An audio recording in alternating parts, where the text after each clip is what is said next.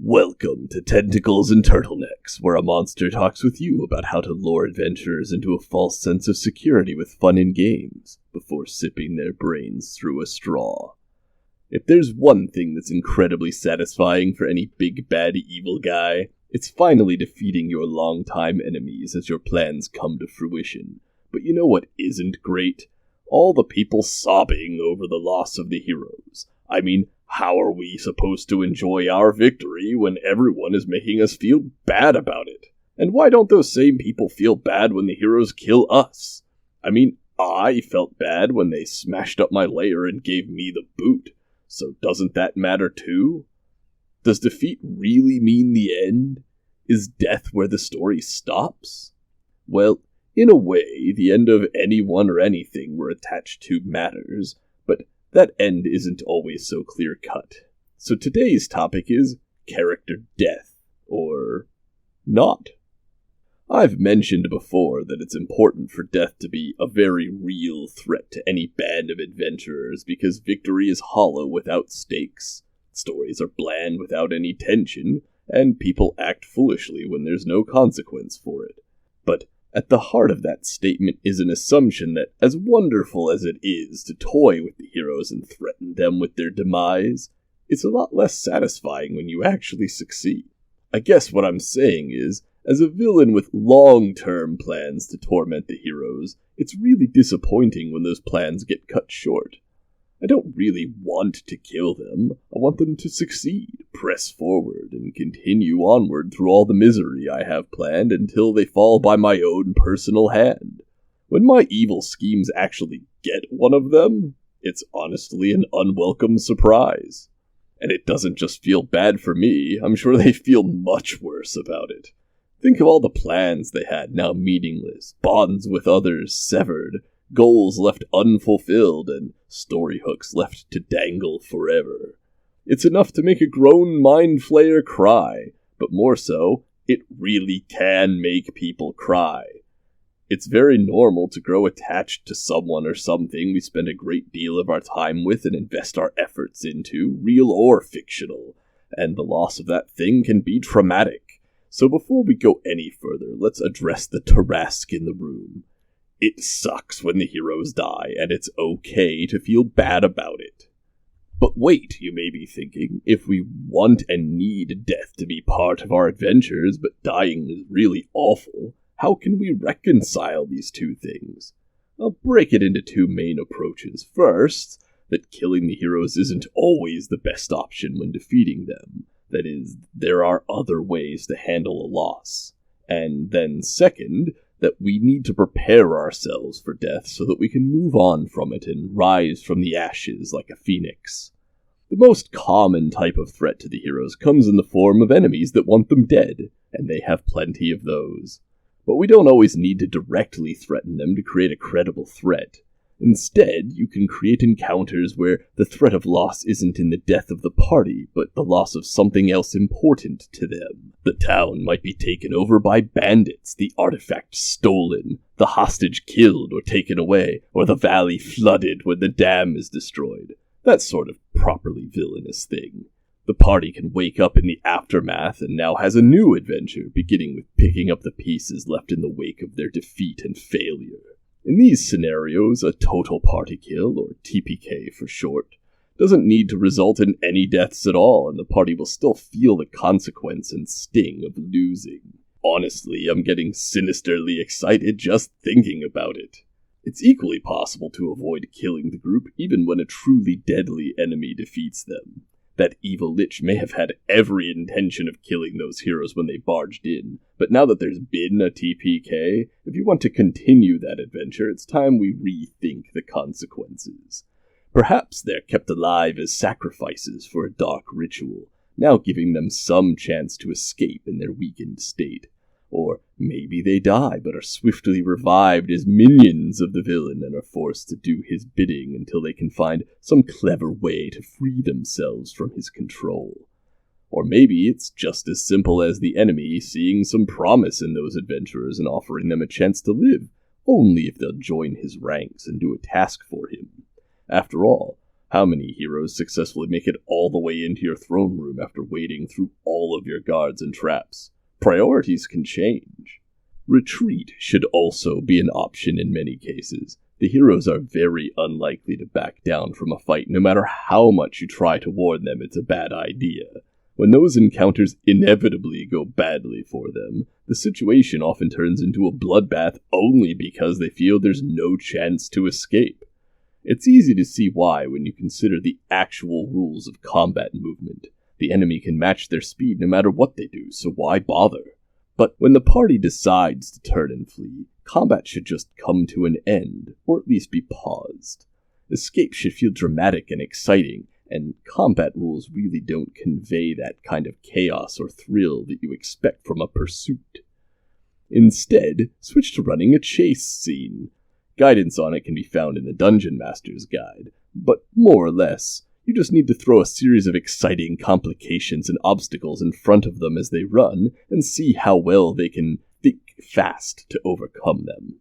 If they succeed, they get away, and if not, well, perhaps the fates have spoken and it's time to finish them off after all. But at least they'll feel like they were given a fair shot at survival. The thing is, many adventurers aren't expecting the shift in tone from combat to chase. Often they'll forgo running away from an unwinnable battle simply because they don't realize it's even possible. Be sure to let them know that they can, in fact, try to escape if things take a turn for the worse, even to the point of explaining that it will change to a chase. This at least reassures them that you have their best interests at heart, so they will foolishly trust you while you lead them to their intended doom instead of this random encounter death nonsense. Another complication to fleeing is that the enemy may not want to leave their downed allies behind. They would often prefer to fight to the death rather than leave one of their own helpless with the enemy. There really isn't a perfect solution to here. What those characters would do is what they would do. All you can do is lay out the options and let them choose their fates. After all, if every enemy keeps leaving the party alive after they all go down, there is very little reason to expect the heroes will have any fear of death going forward. It might be worth leaving death on the table for some of these survivable defeats. Have the group roll out their death saves and see who makes it and who doesn't. Or wait for the first death and then have the rest of the group survive through some sort of rescue. This way your adventure can continue, but death can remain an ever-present specter looming over the group. There is another type of character death that will crop up from time to time, and that is the single death rather than the TPK. Sometimes only one adventurer goes down in battle, to a deadly trap or to some dangerous hazard you've put in front of them. These situations almost always do result in the death of that person, and since others are still there and able to continue, it's a lot harder to justify Dungeon Master interference to save them the way you can when the entire group goes down. But that doesn't mean it can't be done. Perhaps that hero has a near-death experience where they encounter their ancestors or a deity, and now they return to life with a change of personality, a new purpose, and a different outlook on life. But as with saving the whole group from certain doom, shielding individuals from it can make death feel cheap and meaningless. It also runs the risk of creating the appearance of favoritism when you save one fallen hero but not another. And all the explanations about how the plot justified it in one case and not the other is not going to remove the sting of that second, still in effect death. So I recommend using this only very sparingly. These kinds of death just are, and we need to plan for them. There is one final way for an adventurer to die, and it's the one I think we need to be most careful about. And that is the kind where we just outright decide they're dead. The thing about being the omnipotent authors of reality is that when we say something is dead, that's just how it is. But telling the heroes they die isn't so simple of a matter. Things that take away the agency of main characters, that take the story totally out of their hands, and even to some extent, things that take the story out of control of the dice, are often unfun and unfair, and you should expect a good bit of pushback if you abuse them. That said, there are times where it is prudent to kill one of the heroes in narrative. Some examples from my own experience include arranging a story-driven death in Revival, which created a great deal of amazing drama. In this case, the death and subsequent resurrection were worked out in advance. Another includes the heroic self-sacrifice of a hero to stop the campaign's villain to save the party. That hero knew full well that his actions would lead only to death, but that such a death was exactly the kind of heroic end he had always hoped for. These deaths were not only well received, despite happening with no dice rolled and no damage dealt, they were lauded as amazing and memorable moments. And, I mean, if there is such a thing as winning as a dungeon master, it's convincing the heroes to be excited about their own demise. In contrast, the trope of a dungeon master announcing that rocks fall, you die, no save, is infamously known because it demonstrates exactly how this type of death can be used in all the wrong ways.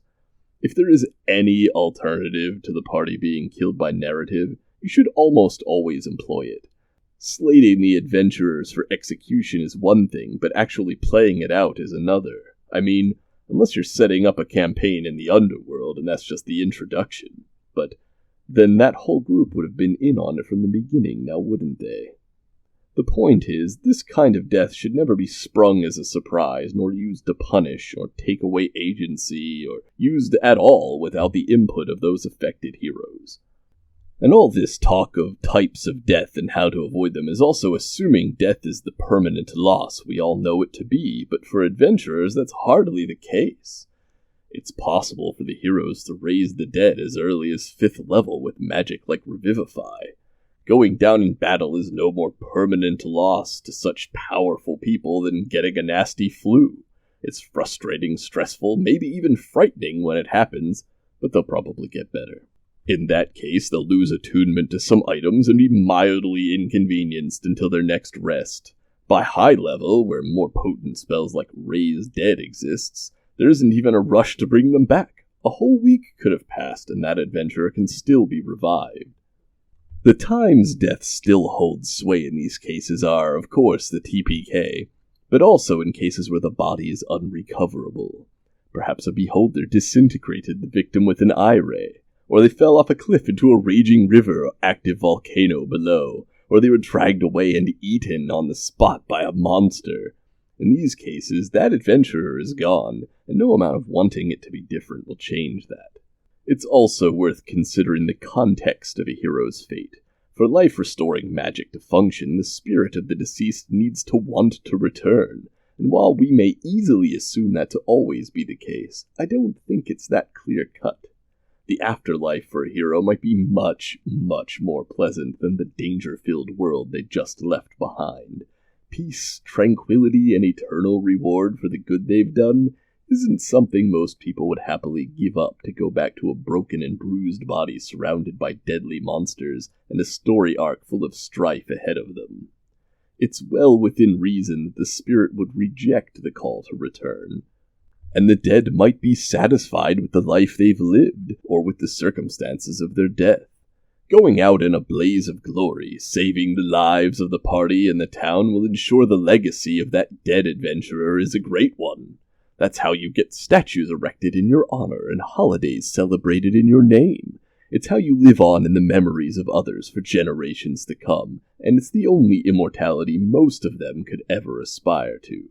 Why give up a good death and legacy when the next time you pass on might be much less satisfying? A good death is something many heroes want more than anything, even if they don't realize it until after their heart stops. In effect, there are times where it simply makes sense for us to let go and accept the fate of a fallen hero. Even death can be a good ending if it feels satisfying. After all, as tragic as the loss of a favorite character is in a novel or other fiction, those characters are often only as memorable as they are because of the way they met their ends. In a way, thinking like this can lessen the feeling of loss and give the sacrifice a new kind of meaning. A good death can be as exciting and memorable as anything that hero did while alive. But what can we do to prepare for death in our adventures? First, we need to face the tragedy of loss head-on. Losing a beloved character into whom we've poured so much of ourselves is hard, and it's only fair when such a tragic event does take place that we all take a moment to step back and process what has happened. Take a break from the chaos of adventure, literally, by stepping away from the table, so to speak. Talk over how you feel, or don't. Get a drink, catch some fresh air, scream into a brain-shaped pillow, whatever makes you feel better. A realignment of expectations here might be in order. The story driving the adventure is an integral part of the experience, and when a major player in that story is lost, it can feel jarring. But I believe that this isn't about telling a story so much as it is creating one. That distinction might seem subtle on the surface, but it's very important. We're not telling the story of the adventurers, and so we're not losing the story when they die. Instead, we are creating the story as we go. The story is what they do on the way and how they do it. Dying might just be one small chapter of that overall tale that we're creating, and a focus on that story being woven in real time as the adventures continue, and not out of what we had planned ahead of time. Will make that expectation that another hero can step in and take the place of the one who's gone seem more like changing the color of the thread rather than starting to weave an entirely new turtleneck. Once you're ready to get back into things and the action has come to a halt and the dust settled, be sure to take the time to properly mourn. The other members of the party should take a moment to bury, perform rites, and say their pieces about how their lost comrade will be missed. Celebrate their victories and lament their losses. This creates a transitional moment where the old is let go and the new can be brought in. You may occasionally hear a group say that they don't want anyone to replace their lost friend, and if you do, tell them they have to. No, seriously, this is all part of the social contract of being in a group activity, being an adventurer. The thing is, the longer it takes to introduce the replacement, the longer someone is on the sidelines feeling left out, neglected, and unwanted, and the longer they will stew in the negative feelings they have about what was lost, instead of embracing the excitement of what is to come. You need to introduce the new member of the group as quickly and seamlessly as possible, within that same session if you can. But to do that, we need collaboration between everyone involved. A preemptive step you can take is to already have backup characters at the ready for each of your party members, fully prepared ahead of time to introduce at a moment's notice. This doesn't only mean having the kit and equipment of an adventurer, but all the personality and motivations needed to join the group that you would expect of one. Having a backup that someone is already invested and excited in will make the transition much easier. New party members should already have some connection to the existing party and its quest.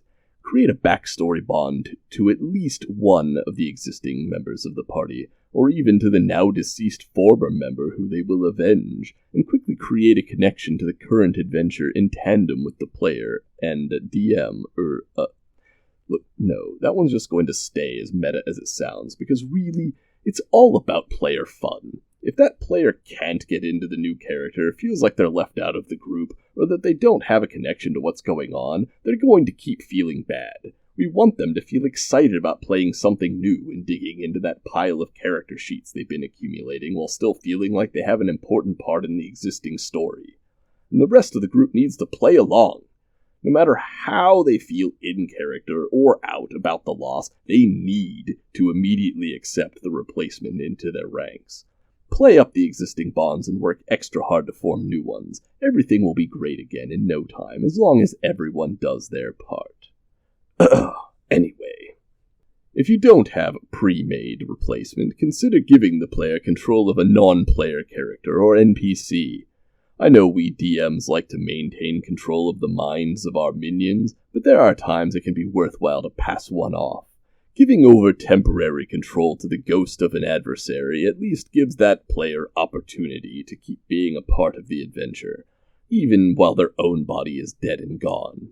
Be sure to have a new character lined up with them before the start of the next adventure. Now, all of this does get the story back on track, the party cohesive again, and the players reinvested, but it doesn't address one of the most important issues that still lingers in the minds of players who have lost a character, one that continues to haunt them, that of dangling unresolved plots. One of the most painful realizations about a lost character is that their personal story will never have its resolution, but that doesn't have to be the case. There are a few ways we can bring closure. And bringing some closure is a very good idea if you don't want that annoying enemy forever haunting your bathroom. First, consider an epilogue adventure, one with just the now-deceased character as the star. It can take place in the afterlife, or in a fever dream as they drift away, or a flashback, or even a standalone adventure in which they've returned to life long after the events of the campaign have ended and you have claimed total victory. They can go through a selfish, modified version of what you all had in mind for their personal story arc and see it quickly to its conclusion. Second, rather than continuing with the lost hero, focus the story onto the new one. The benefit here is that you don't need to run anything separate and can instead include the whole party. Have the group work to fulfill the mission of their missing friend. If the new character's bonds and backstory allow it, have the new member of the team take center stage. The old hero's story can still have the ending it deserves, even if that particular hero isn't around to see it. Or third, if the dead hero is happy with the way things went, perhaps there's nothing else needed here. Not every loose thread needs to be neatly tied up. Not every story requires a happy ending. Sometimes a tragedy is just more compelling, and if everyone is satisfied with that, there's nothing more to do. Let the spotlight move on to the new hero everyone is excited to meet, and let the old one rest in peace. It's also important for the dungeon master to always take the possibility of the hero's death into consideration when we plot out our story to come. As tempting as it may be to say the current batch of heroes are the chosen ones destined to save the land, that whole premise becomes awfully shaky when the chosen ones are eaten by a dragon. It's tempting to tie the personal backstory of one of the adventurers to the main plot, but if that particular member of the group permanently goes missing, now you've got a major hole and a difficult time progressing. That's not to say you can't or shouldn't do those things, and indeed, the party of chosen ones or the personalized ties of the party to the adventure are excellent ideas. You just need to be careful how you implement them. It's not those specific people who must be the chosen ones, only that there are chosen ones who match their description, and if they fall, other chosen ones can take their place. Don't be too specific with the whole ancient prophecy describing who's going to save the day. With the personal tie to the story, great, the party will love it. But make sure that even without that personal connection, that the rest of the group can still complete the task, or even more importantly, that they would still want to. That personal connection is great for character development, but it's always vital that more than one member of the group is invested in any given task. If one of them is gone, the other will still strive to do it and drive the story forward. Feel free to dangle additional bait in front of the other heroes in the group to tie them in as needed. The case of the TPK is a little more tricky. If this is a very character backstory and goals-driven adventure, it's entirely possible that the campaign will come to an end in its current state with the death of the whole party. And while you can keep in mind all the suggestions about how to avoid killing them when they're defeated, sometimes that just isn't the way to go. You may just need to accept that the story is about to take a very different route than you originally expected. Now, instead of being a quest to stop the evil king, it's a quest to escape the underworld and return for revenge against the evil king who has now won and taken over the world. This type of sharp turn in story can be exactly what you need to keep things going with the current group, and is especially great if those players are still very attached to their current bunch of characters. But it can also be very jarring to have the entire story and tone of the entire setting change. There may be times it's better to let the current story die where it did rather than force it to continue beyond its appeal. There are sequels that are excellent and those that we wish hadn't been made because of the previous ending being better, so keep that in mind. But maybe a true sequel is what you really need rather than just another season of the old story. The bad guy won, and now a new group of heroes rises up to follow in the footsteps of the ones who tried but failed. The benefit to this kind of change is that you get to tell a new story while not having to entirely rebuild the narrative from the ground up. You can reintroduce favorite places and NPCs, and they'll come along with a healthy dose of nostalgia. And the villain is already hated and feared by those players, even if their new characters haven't quite gotten there yet, so the story will probably drive itself. The downside is, the old story is gone and the ending not a happy one. But hey, at least you weren't kicked out of your own lair this time. You'll have to weigh the pros and cons of each option and decide what is best. And it's worth asking the ghosts of the party, the players, how they feel. They are the ones who will be charging back into the thick of it once you get started again, after all. Anyway, thanks for listening. I hope this helps someone out there cope better with the inevitable misfortune of character death. Leave a like with the Tavern Keeper downstairs if you enjoyed this, and if you'd like to hear more, consider subscribing and turning on notifications, or letting me know your thoughts down below. Doing that really helps keep this mind flayer from dying and having to roll up a replacement.